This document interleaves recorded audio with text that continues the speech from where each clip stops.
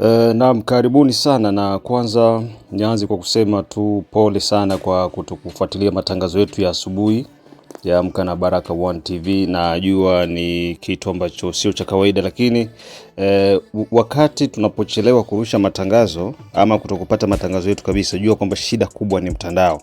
Na ndio maana tuko kwenye processes za kutafutana na internet ya Starlink ambayo inatuwezesha kuweza kuwa nafanya matangazo kwa wakati wowote, kwa muda wowote, bila hata kuwa na mushkeli wowote. Kwa hiyo ni hivyo ndugu zangu, uhitaji wenu ni wa muhimu sana, na kama unavyojua sasa hivi internet Kongo imekuwa ni ngumu sana, lakini njia nyepesi na rahisi ni kit ya Starlink. Hiyo ndio solution ya kuweza kuwa na kupata matangazo yetu kila wakati. Kwa hiyo kama tunakosa kupatikana, mjue kwamba mtandao ulikata. Taarifa za habari asubuhi zilikuwa ziko tayari, lakini kuanzia ile asubuhi mpaka kufika mida ya saa 3 saa 2 ndio mtandao unarudia. Kwa hiyo ikakuwa haina tena haja ya kuweza kurusha yale matangazo, sababu muda wake ulikuwa umekwisha kupita. Lakini pia ni waambie tu kwamba tunaendelea kushirikiana wote kwa pamoja, na kikubwa ni kuendelea kushare, kusubscribe pia na kulike Baraka One TV. Tuko tarehe 31 mwezi wa 7, ndio mwisho wa mwezi huu tunakwenda kumalizia. Nitoe shukrani za dhati kwa wote ambao mko nasikiza matangazo yetu kutoka Baraka One TV, na vile vile katika yale ambayo tutayazungumza kwa mchana huu leo kupitia kipindi cha Baraka 16 ni kwamba movement ya UPRBC, Union des Patriotes Révolutionnaires contre la Balkanisation du Congo, ambayo inaongozwa na Meja Generali Abubakar Shombo, ambaye hapo zamani alikuwa ni observance wa charge na renseignement pamoja na operation ya General Abdul Panda kutoka maeneo ya Lubarika. Sasa hivi ameweza kuanzisha, amefungua mfumo njia nyingine, na pia ndiye msemaji wa wazalendo ndani ya tarafa ya Kabare. Kuna mapigano ambayo yalisikika kuanzia siku ya tarehe 30 mpaka hivi M23 waliingia ndani ya kitongoji cha Bugore pamoja na maeneo ya ambayo kwa lengo la kwenda kuwakamata vijana ili kuweza kuwaingiza kwenye mfumo wao wa M23. Lakini wazalendo ambao wanaongozwa na bwana Simba za Milimani waliweza kufanya kazi kubwa ya kuweza kuwakunguta magaidi wa M23. So tutazungumza na Meja Generali Abubakari Shombo. Vile vile tutazungumza kuhusiana na kilichofanyika Uvira. Wazalendo walikuwa na kikao kikubwa siku ya jana, walikutanana na kuzungumzia kuhusiana na hali yenye iko na jitokeza kwa ajili ya dialogue yenye iko naandaliwa huko jijini Kinshasa. Na taarifa zingine pia, masuala ya vizuizi barabarani vinazidi kuanzia Kivu ya Kusini, Kivu ya Kaskazini pamoja na Ituri. Ina maana mikoa mitatu yote ambayo iko na kumbana na matatizo ya vita ndio mikoa yenye kuwa na wingi wa vizuizi barabarani. Chanzo haswa ni nini? Tutakwenda kuzungumza hapa. Na pia serikali inajiandaa kupitia Wizara ya Mambo ya Ndani, nafikiri, kuweza kukifuta kabisa chama cha PPRD pamoja na vyama vyote ambavyo viko ndani ya muungano wa Sovo la RDC. Hizi ni taarifa ambazo zinasubiriwa kwa hamu kubwa. Ili kwa kwanza kupata habari zetu, like pia subscribe Baraka One TV. Tuko pia Facebook pamoja na TikTok. Like na follow page zetu, na hivyo utakuwa kwanza kuwa unapata matangazo kila wakati. Usikose pia kufuatilia Mwangaza TV na pia kushiriki na sisi kupitia Operation Saidia Muzalendo. Na pia matangazo haya unapata vizuri kupitia Mutula FM kutoka huko maeneo ya Shabunda. Tuanze na taarifa kutoka jimboni Kivu ya Kusini ndani ya tarafa ya Kabare, na moja kwa moja tunamwalika msemaji wa wazalendo tarafani Kabare, Abubakar Shombo, ambaye kwa sasa ndiye kiongozi wa movement ya UPRBC, Union des Patriotes Révolutionnaires contre la Balkanisation du Congo.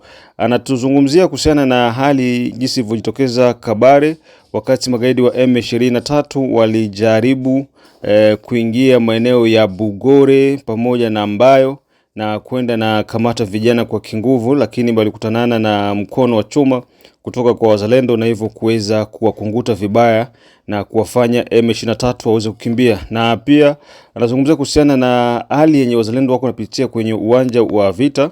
C'est vrai, M23 wako wanatumia silaha nzito na silaha kubwa. Sasa wazalendo wanajikuta kwamba hawana uwezo wa silaha ambazo M23 iko nazo, lakini kwa uwezo wa vita wazalendo wana uwezo mkubwa kushinda M23. Ndio uone sasa utofauti ambao uko hapa. M23 iko na mamunition, iko na armement, iko na logistique, iko na backup kubwa kushinda wazalendo. Lakini wazalendo wako na tactique, wako na determination, wako na benediction na wako na kila kitu kwa ajili ya kuweza kumvaincre nani? M23.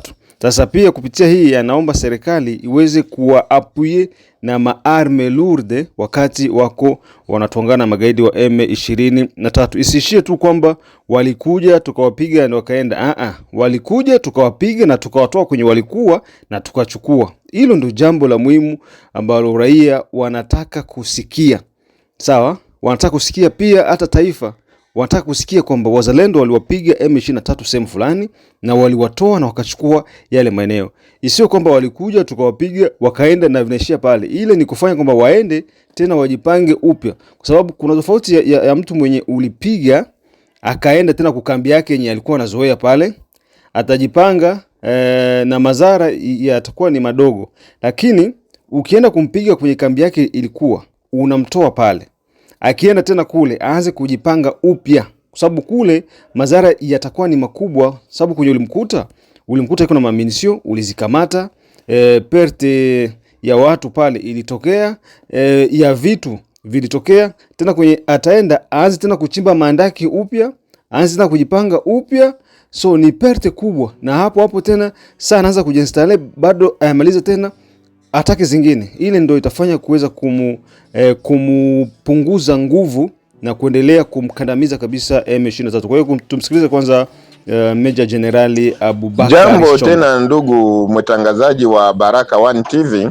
Unaendelea kuongea na jemedari anayejulikana kwa jina la Abubakar Zindo Lanshombo, mwanachama wa IPRBC, Union des Patriotes Révolutionnaires contre la Balkanisation du Congo, vile msemaji wa wazalendo wa coordination opérationnelle ya territoire ya Kabare na Bukavu nzima.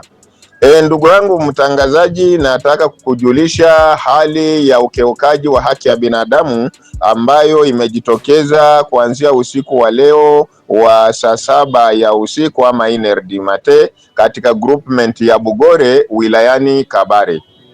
Hawa makaidi wa agresser M23 wameingia katika wilayani Kavumo katika groupement ya Bugore kuja kuwachukua vijana kwa kingufu, kutaka kuwapeleka kunako masuala ya kijeshi.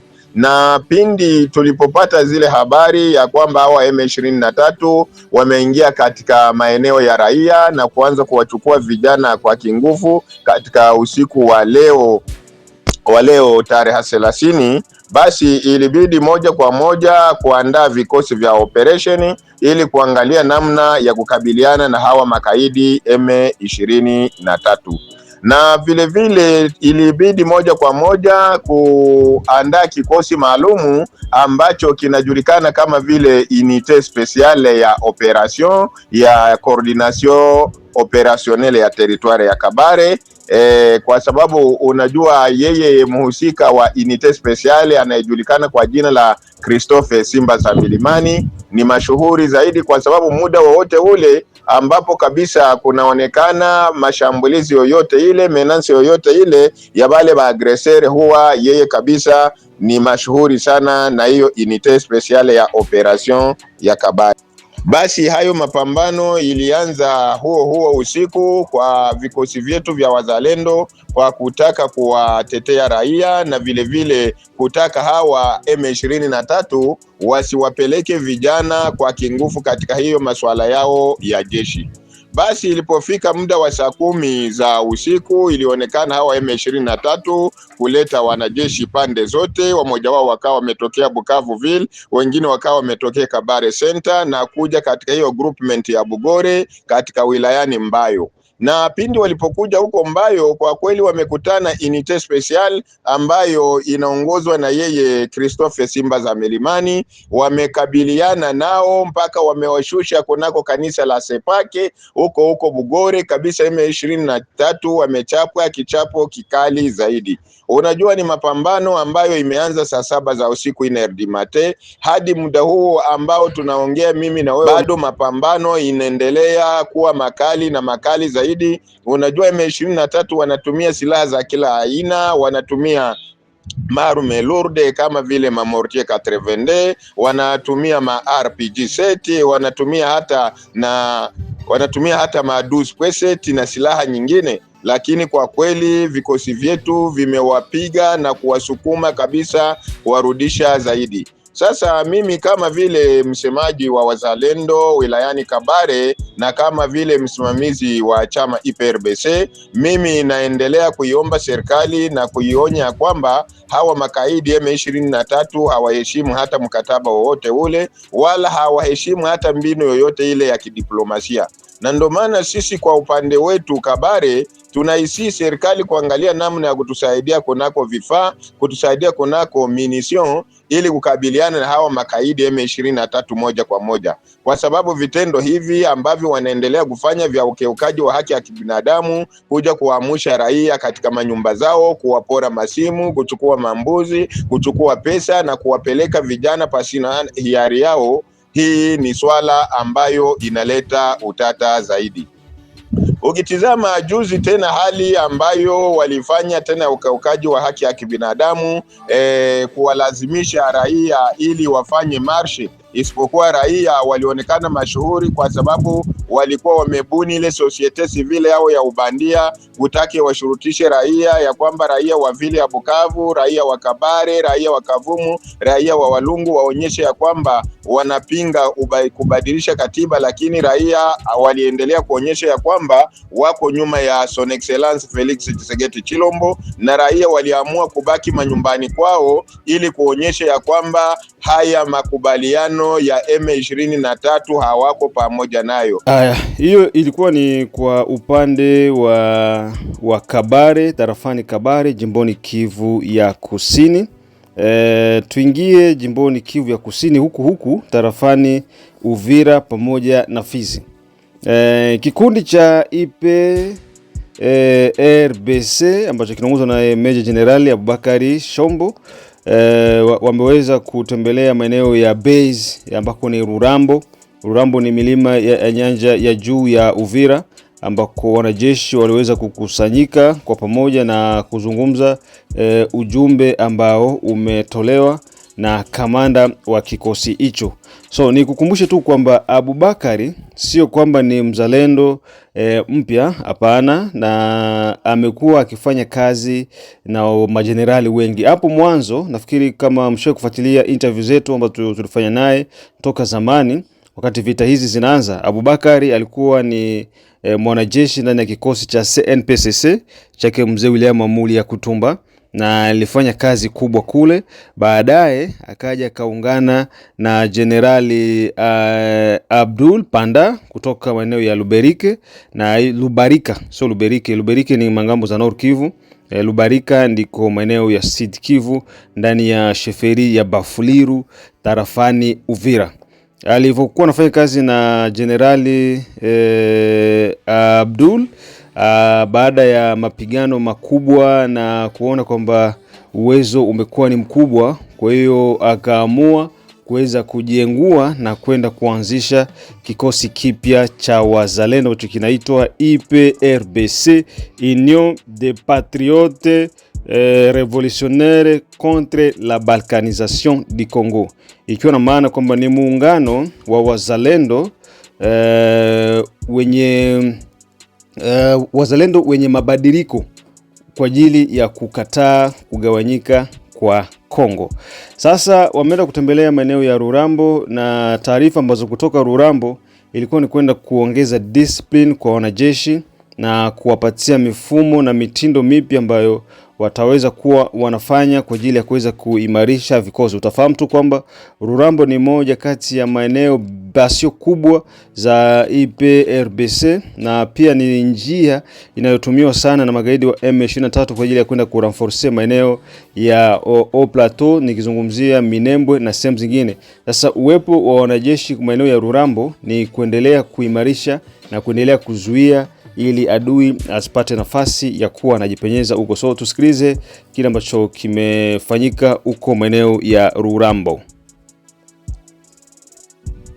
IPRBC au service de la patrie. IPRBC au service de la patrie. Bon, sie ni wazalendo wa IPRBC, Union des Patriotes Révolutionnaires contre la balkanisation du Congo, ambao tuko base hapa Rurambo, mouvement ambayo inaongozwa na General Major Abubakar Zihindu Lanshombo. Na sasa wanajeshi hapa mnawaona, tuko hapa tunafanya kazi mueneo ya Rurambo, hii eneo yote ya Kigarama, eneo ya huku Kaziba, tunafanya kazi hapa Tegamo, tunafanya kazi Luhinja, Burinyi. Lakini tuko na shida moja ambayo tuko nayo. Shida yenye tuko nayo ni kukosewa na chakula. Chakula iko hatuko tunapata chakula, armema nayo iko kidogo jinsi mnatuona, lakini tunafanya kazi, tunapambana na adui kila siku asubuhi na jioni. Lakini kitu yenye adui iko na pitia hii njia sana, lakini kitu yenye tunaishiwa nayo ni mamunition ziko kidogo, armema nayo iko kidogo, hatuna bunduki ambazo zinaweza kusimama mbele ya adui. Lakini tungeomba kwa government ya Kongo, tungeomba kwa wakuu wa movement yetu kwamba watutetee na watufanyizie kazi kusudi tupate kupambana na adui mzuri, kwa sababu hatuwezi kupambana na adui na hatuna chakula. Kwanza wasoda wakuli, hatuwezi kupambana na adui na maaminisho ziko za kidogo, bunduki za kabambi hatuna. Kwa hiyo tunaomba government ya jimbo ya Sud Kivu itusaidie, ration ikuwe kwa wakati. Tunaomba kwa mouvement IPRBC nao watusaidie kusudi tufanye kazi mzuri. IPRBC au service de la patrie. IPRBC au service. Aya bwana, hizo ndizo habari kutoka Rurambo. Sasa tuingie tarafani Uvira. Uvira kulikuwa kuna kikao cha wazalendo. Wazalendo walikutanana Uvira, na kukutana kwao Uvira waliweza kuzungumza mambo mengi sana, na katika hayo mambo mengi ngoja nikuletee baadhi ya message ambazo waliweza kuzizungumzia. Tarehe 30 za mwezi wa 7 2026, makundi mengi ya wazalendo waliweza kukutanana hiyo siku ya Alhamis ndani ya jiji tarafa la Uvira, ikiwa katika masuala ya kuzungumzia na kupima pia situation ambayo iko nazidi kuendelea mashariki mwa Jamhuri ya Kidemokrasia ya Kongo, na vile vile kuzungumzia masuala ya dialogue ambayo iko naandaliwa huko jijini Kinshasa. Katika mazungumzo hayo, viongozi wengi wa wazalendo waliweza kukutanana na hivyo kutoa mapendekezo yao, na katika mapendekezo yao waliweza kuzungumzia hali ya vita, jinsi wazalendo wanatrene kufanya maoperation, tatizo haswa ni nini, kwa nini hawako wanashambulia M23, kwa madema ziko zinafanya namna gani.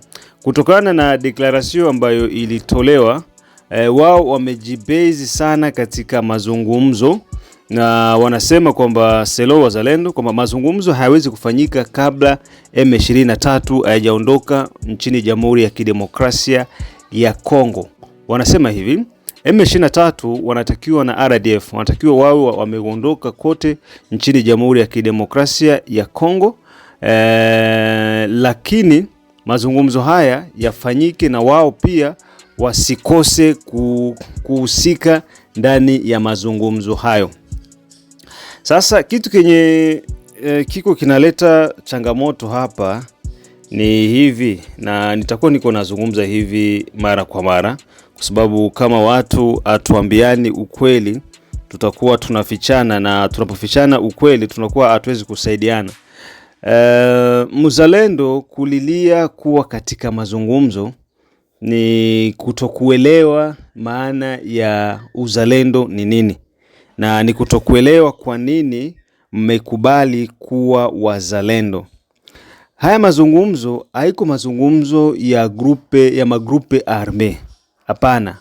Kwa hiyo kama mzalendo analilia mazungumzo, ina maana pia na Ibu naye atapenda aende kwenye mazungumzo. Kama ni hivyo basi Serpa Noire naye itabidi aende kwenye mazungumzo. Gepare naye aende akuwe partie prenante mazungumzo. Kwa nini niwe naongea hivi kila siku kujaribu kuwafafanulia hali yenye iko inaendelea? Hii sio dialogue ya magrupe za arme. Ni dialogue ya opposition non arme, ikiwemo pia na confession religieuse. Ndio kiini cha hiki dialogue. Lengo kubwa la hii dialogue ni nini? Lengo kubwa ni kwamba tuache diversion kati yetu, tuache madetournement kati yetu, tuache madebordement kati yetu, kwamba wale wapinzani ambao hawana silaha wasikuwe wanamene maaction zenye zitapelekea kusalir image ya serikali, wasikuwe na mene maaction zenye zitapelekea kupoteza maisha ya bakompatriote yetu bila sababu. Kwa mfano, wewe unafikiri maandamano yakiandaliwa kama maandamano makubwa, of course Martin Fayulu iko na bapartiza yake, Delice Sanga iko na bapartiza yake, Jean-Marc Kabundi iko na bapartiza yake, wale ndio watajitokeza kwenda kuandamana, lakini wale ni wakongole. Sawa? Wale ni wakongole.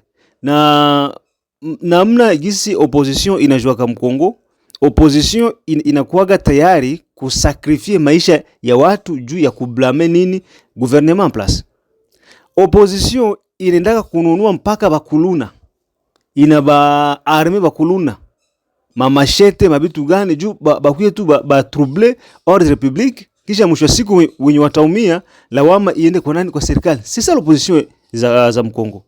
Sasa hii yote IDPS ni parti yenye ilikuwa iko ku opposition miaka 38, inajua hizi maambilu zote na ni mbinu mazo wao pia walikuwa wanazitumia. Sasa ili tusiendelee mwa hizi hali za hivi, tutakuja kumbizana sisi kwa sisi. Kwa hiyo tukae kwanza sisi tuzungumze, tuwe kitu kimoja. Donc tuko solide sisi kwanza humu ndani juu tufaire face na enemy. Lakini haiko aseme alors sisi wazalendo sasa na sie tuparticipe mu dialogue juu mwende mfanye nini mdialogue? Mtapata nini mdialogue? Haiko kwenda kujipositionner. Haiko aseme kuko partage ya gato, hakuna. Hii dialogue haiko ya partage ya gato. Mbona kwambia kwamba ma dialogue zote ambazo zishafanyika Mkongo hii iko exceptionnel. Haiko ya mzaa. Hii ni kuongea tu nini kinataka? Nini d'ailleurs kwanza hivi kwa leo tu tunaona dialogue haitakuwa tena. Unaona? Haitakuwa tena. Kwa hiyo mimi sikuencourage hii kikao. Point muhimu tu ilikuwa ni kwa nini atupigani na M23. Ile tu. Kwa nini atupigani na M23? Wakatoma sababu zao pale zinasiwezi kutaja hapa, lakini zile sababu ndizo zinafanya wazalendo wako bloke kushindwa kupigana na M23, kwenda kulansema atake. Wao tu wanafanya ni counter offensive. Naona? Sasa ile nayo pia ni susi. Lakini nasema juma sola ya dialogue tusahau hiyo, serikali iko na mipango yake. Swala la mabarieri. Kutoka Uvira kufika Fizi kuko plus ya 30 barieri mjia. Na hii barieri siwezi kuwalaumu wazalendo. Hii barieri iko koze na gouvernement. Kutoka Fizi Uvira mpaka Baraka kuko barieri 3 za FRDC. FRDC wanatia barieri, wanataka nini? Wanapokea mishahara yao kila mwezi, wanapokea prime zao kila mwezi. Mzalendo yeye haiko anapata. Kwa hiyo mzalendo kama anatia barieri ni juu ya kujitafutia chakula. Depuis wapatie mafranga hapa mpaka leo miezi mingapi? Tunaenda laumu wazalendo, tulaumu wazalendo sawa, mabarieri ndio, lakini serikali ingekuwa inafanya hivi regulierement, kuwa nawapatia ile kidogo kidogo. Kama hizi barieri haziko, wakati walipata ile mishahara yao, mbona hatukuwa na mabarieri? Ulikuwa unatoka Baraka mpaka Uvira bila kuona hata barieri yote mjia. Utakutana na wazalendo wako busy. Lakini leo juu serikali tena inarudilia mfumo wake ule wa kutokuthamini kila ambacho inatakiwa isamini. Wanafanya vitu tu sababu ni kufanya. Wazalendo leo wanajaza mabarabara mu territoire ya Fizi na Uvira comme pas possible. Sio Fizi na Uvira tu, uende ku Nord Kivu ni hivyo. Nilikuwa na sao pia na Manyema, unaona, na ndo Manyema region yenye ayaingiwa vita, lakini Mungu deja barriere za wazalendo comme pas possible. Uende Kuituri hivyo. Yote ni nini? Ni juu serikali inashindwa kuankadire wazalendo. Kama serikali ingeankadire wazalendo, kama haya yote hayako yanatokea ni kwa sababu wazalendo wako wanatafuta gisi ya kujipatia chakula. EOC isiwe sababu pia ya kuwatrakase watu.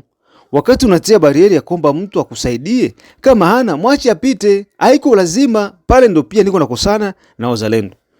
Kwa sababu nyinyi mnatia ile inakuwa iko ni obligatoire. Sorry. Inakuwa iko ni obligatoire. Sasa kama mtu hana asisafiri. Kama mtu hana asitoke fasi kuna fasi nyingine. Ile ni problem. Ni problemi kubwa. Kwa hiyo ndugu zangu, pia wazalendo tujirekebishe na tuone jinsi ya kuendana na raia, kwa sababu sisi tunawalinda ndio hawa raia, tunawatumikia hawa raia. Tunasema kwamba tunachukua silaha juu ya kupigania nchi yetu na watu wetu. Kwa hiyo tuoneshe kweli tunawapigania hawa ndugu zetu. Chama cha PPRD kiko mbioni kufutwa. Taarifa za awali zinasema chama cha PPRD na vyama vyote ambavyo viko ndani ya muungano wa Sauvons la RDC, Sauvons le Congo viko tayari kufutwa kwa sababu ni vyama vyenye kuwa na ushirikiano na magaidi wa M23. Taarifa kutoka jijini Kinshasa zinasema kwa hii siku za karibuni chama cha PPRD kitafutwa kabisa na vyama vyote ambavyo viko ndani ya muungano wa Hippolyte Nambe wa Sauvons le Congo vyote vitafutwa, na hapo itasaidia kuweza kupunguza idadi ya vyama, kwa sababu mpaka sasa hivi Kongo ina zaidi ya vyama 1000 ambavyo mpaka sasa viko nchini Jamhuri ya Kidemokrasia ya Kongo, lakini havina maana yoyote ya kuwa na vyama maelfu na havisaidii wananchi kitu chochote. Nafikiri tushie kwanza hapa kwa leo, mengine tutakutana na majira ya saa 9. Bye bye.